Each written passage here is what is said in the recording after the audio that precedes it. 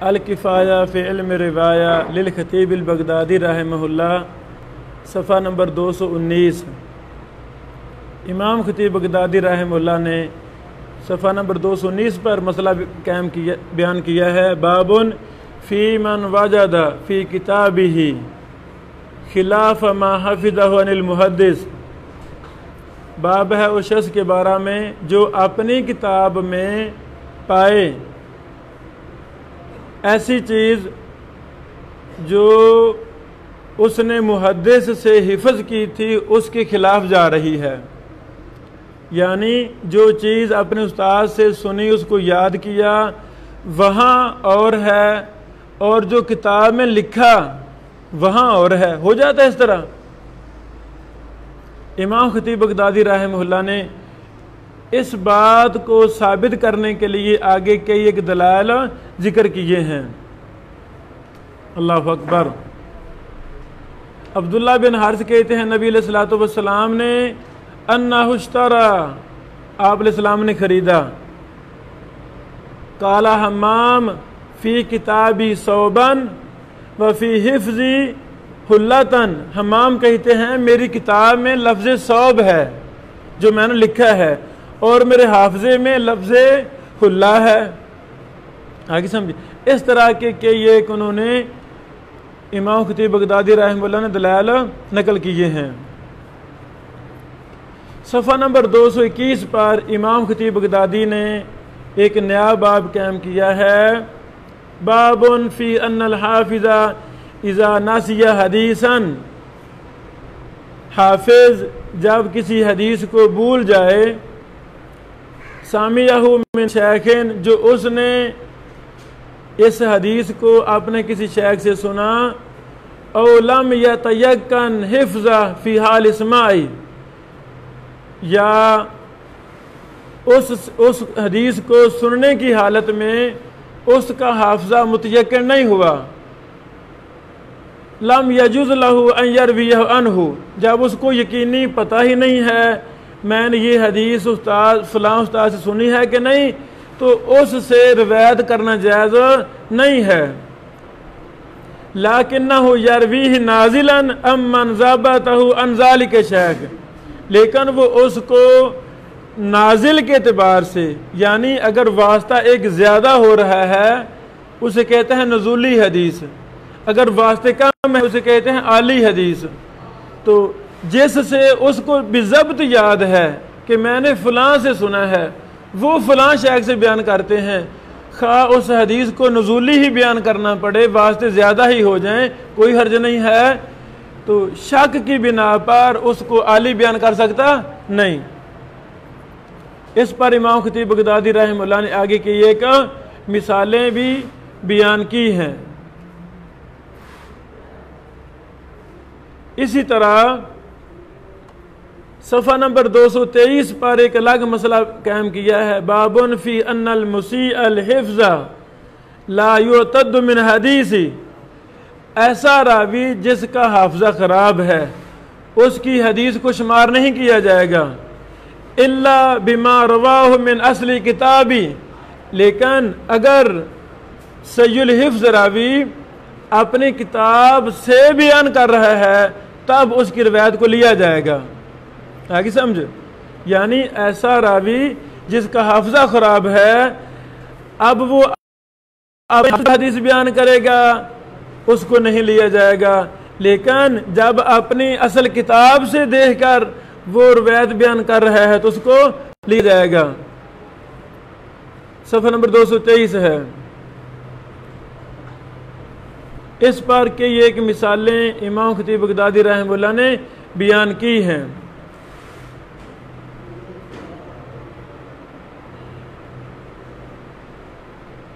امام سفیان رحمہ اللہ نے کہا کتابہ صالح وحفظہ لا یسوی شیئا، حمام کے بارے میں کہا حمام کی کتاب ٹھیک ہے، کیا مطلب جب وہ کتاب سے بیان کرے تو ٹھیک ہے، رہا اس کا حافظہ تو وہ کسی کے برابر نہیں ہے، وہ کچھ بھی نہیں ہے، وہ معتبر نہیں ہے، غیر معتبر ہے۔ اسی طرح ابن عمار نے کہا شریک کتبہ صحاح، شریک اس کی کتابیں صحیح ہیں، جب اپنی کتاب سے بیان کرے تو ٹھیک ہے۔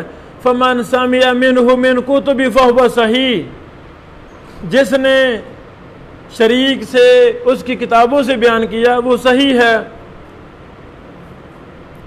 اور پھر آگے مزید کہا وَلَمْ يَسْمَعْ مِنْ شَرِيكٍ مِنْ كِتَابِهِ إِلَّا مِنْ إِسْحَاقَ الْأَزْرَقِ۔ اس طرح دیگر کے یہ ایک اقوال امام خطیب بغدادی رحمہ اللہ نے بیان کیے ہیں۔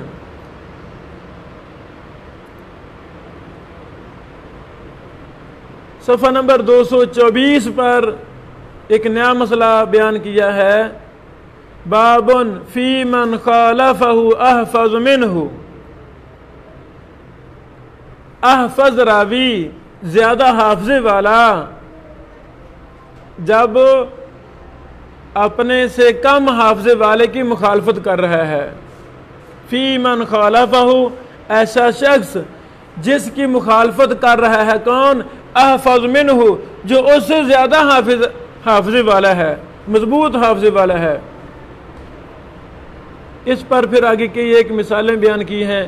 تو محدثین کا اصول ہے وہ زیادہ حافظے والے کی روایت کو معتبر مانتے ہیں۔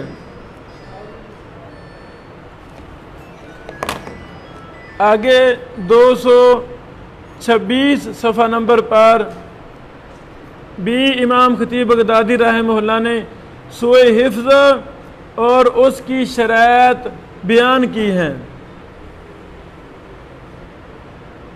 یہ مفصل بات کی ہے۔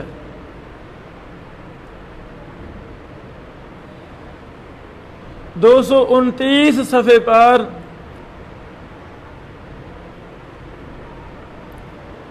کتاب سے روایت کرنے کی اجازت پر سلف صالحین سے کیا منقول ہے، یعنی جو راوی اپنی کتاب سے بیان کرتا ہے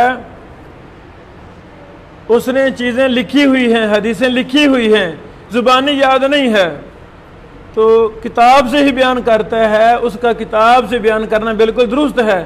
وَإِن لَّمْ يَحْفَظِ الرَّاوِي مَا فِيهِ، اگرچہ اس کو کتاب میں لکھی حدیث زبانی یاد نہ ہو۔ آگے سمجھیں، اس پر امام خطیب بغدادی رحمہ اللہ نے آگے کی ایک مثالیں بیان کی ہیں۔ اللہ اکبر۔ حسن بن علی نے اپنے بیٹے اور اپنے بھتیجے سے کہا تعلموا تعلموا فإنکم صغار قوم اليوم وتكونون كبارهم غدا فمن لم يحفظ منكم فليكتب۔ اللہ اکبر۔